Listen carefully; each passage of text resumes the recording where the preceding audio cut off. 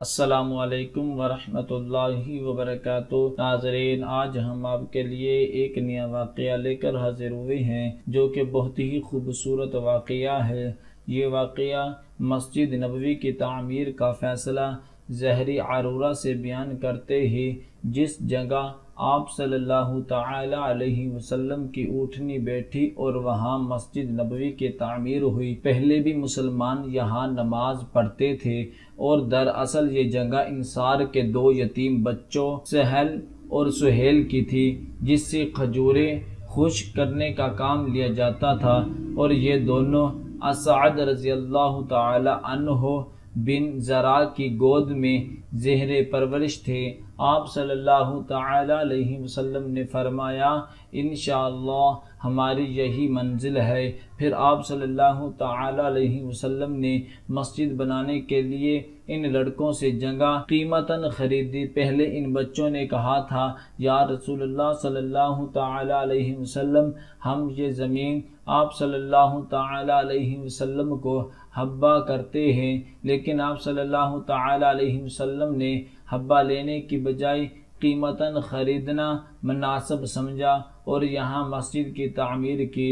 صحیح بخاری میں حضرت انس رضی اللہ تعالی عنہ کی حدیث میں آیا ہے کہ آپ صلی اللہ تعالی علیہ وسلم نے بنو نجار کو بلا کر کہا، اپنے اس باغ کی قیمت طے کر کے مجھ سے لے لو۔ وہ بولے، بخدا ہم اس کا ثواب اللہ تعالی سے لیں گے، اس کی قیمت نہیں لیتے۔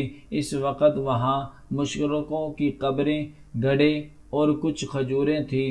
آپ صلی اللہ تعالی علیہ وسلم کے حکم سے مشرکوں کی قبریں اکھاڑ دی گئی، گھڑے بھر دیے گئے، کھجوریں کاٹ کر دیوار قبلہ کے آگے جمع کر دی گئی اور دروازے کے دونوں سر دیلے پتھر کی بنائی گئی۔ جب صحابہ رضی اللہ تعالی عنہ ان کے لیے پتھر لاتے تھے تو نبی پاک صلی اللہ تعالی علیہ وسلم ان کے ساتھ تھے اور فرماتے تھے، الہی آخرت کی بھلائی کسے سوا کوئی بھلائی نہیں، انصار اور مہاجر کی مدد فرما۔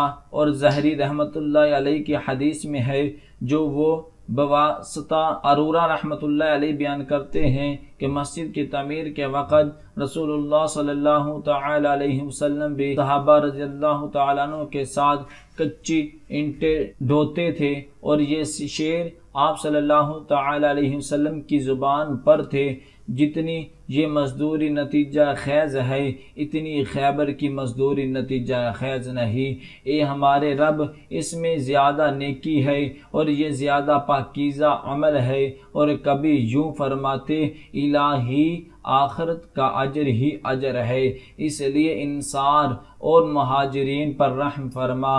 نیز آپ صلی اللہ تعالی علیہ وسلم ایک مسلمان شاعر کے شعر بھی اس مواقع پر پڑھتے تھے، مجھے اس کا نام نہیں بتایا گیا۔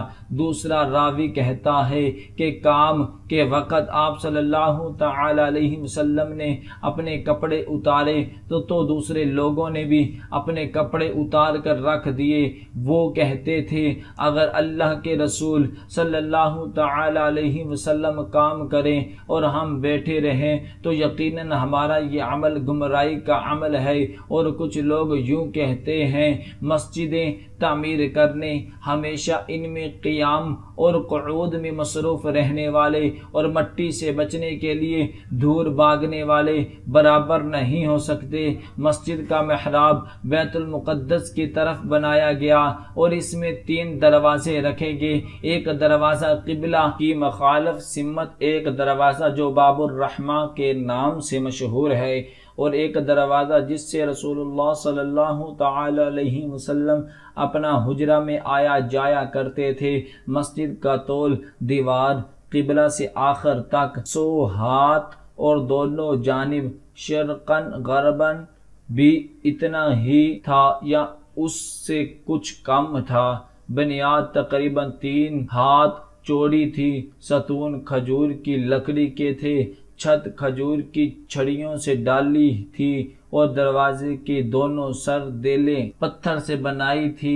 کسی نے کہا کہ چھت بہترین ہونی چاہیے۔ آپ نے فرمایا نہیں، موسیٰ علیہ السلام کے چھپر کی طرح چھپر ہی مناسب ہے۔